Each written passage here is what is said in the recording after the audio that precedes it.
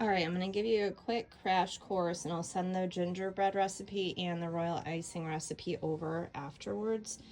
The key for the gingerbread, it's going to say whip the cream. You want to whip it into whipped cream, but not to the point where it splits or starts to turn into butter. So stand over it and watch it. You're going to want it to be between a really stiff peak, which is bordering on butter, and a soft peak. That's a key thing for the gingerbread, and make sure to keep it stirring after you add the sugar and the molasses and stuff. You want to keep it stirring that full 5 minutes. I put my mixer on like 2 or 3. So with the gingerbread, when you're actually constructing the dough itself and you're adding the flour in, I leave it in the mixer until the mixer can't mix it anymore. Then I take it out and start rolling it with my hands. It's a million times easier. The whole key is you don't want it sticking to your hands at the end. It should be pretty firm and fairly dry and almost borderline hard to form into a ball. Not quite like a crumble, but almost to a crumble consistency. Don't add flour until you know you need to add it, and definitely chill the dough for a full 12 at least hours before you go to roll it out. I roll mine into a log, and then I flatten the log slightly so it's easier to start with a rolling pin. I go down to 3/8 when I'm rolling. Sometimes I leave stuff a little bit thicker. This particular template needed between 3/16 and a quarter. So you'll see like my sidewalls here are just a tiny bit thicker. I wish I had 2 hands to show you, but they're a little thicker than these pieces. Now these pieces are going to be hanging on to the outside of my structure. So for weight purposes, I don't want them any thicker than this, because then when I put all the ornaments on and everything, I want it to still stick. My royal icing recipe is really good. I mean, it's like super glue, and it holds so quickly. Another thing is, like, sometimes it's easier to get templates that have these notches out of them.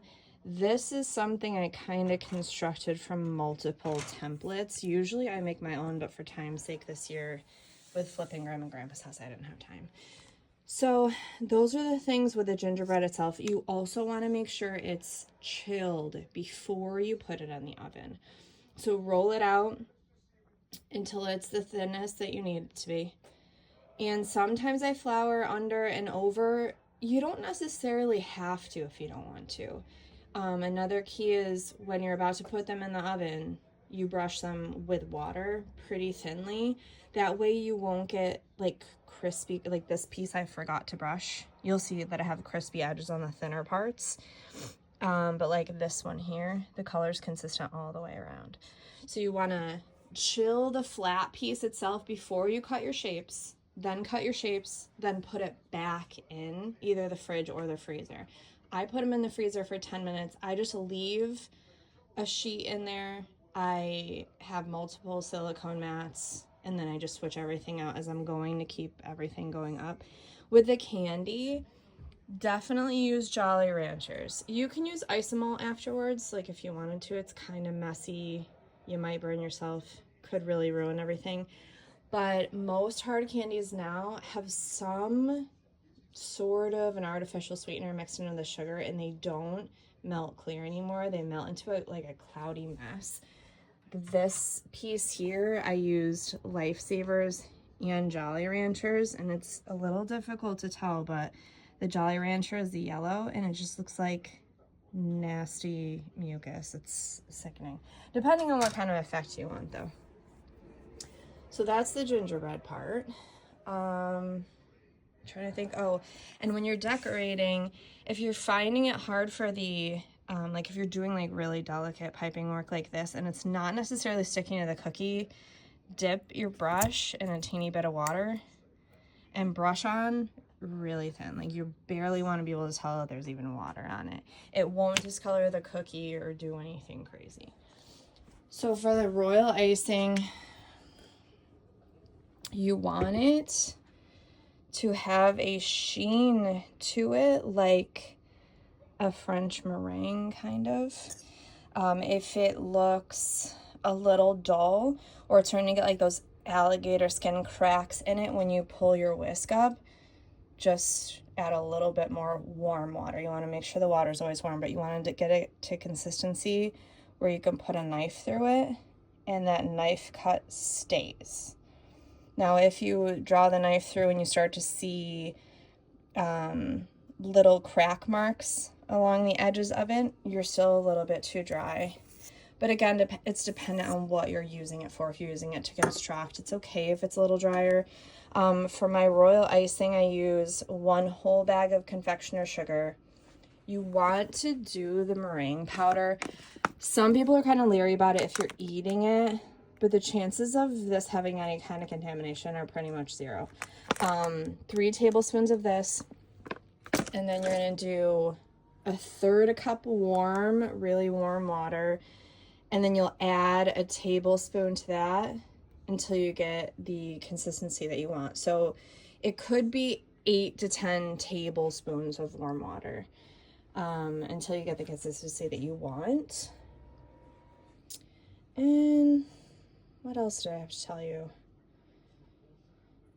I mean, if you want to do really delicate pipe work, you can make it a little bit thinner, but just it's important to make sure that when you drag the knife through, it doesn't stick back together right away. Like, you don't want it to be so liquid that it's just kind of, you know, soaking all into your cookie. It will end up falling off at the end of it.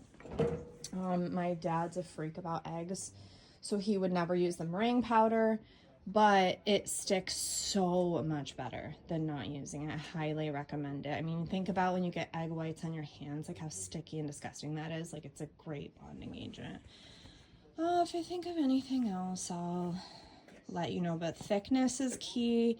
Keeping it chilled is key, and I chill mine after I roll it, and then again after I cut my pieces. Definitely worth it. But yeah, thickness is your whole key.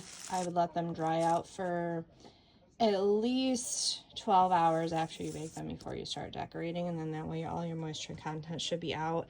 Like, you'll see, especially, like, this is for the Erie Canal Museum, and they do a big display every year that we go to, but you'll see a lot of them once you get them vertically.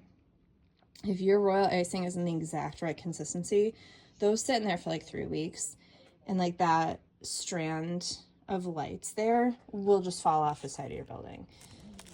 So adhesion is totally key with that whole thing with the decorating. But let me know how it works out.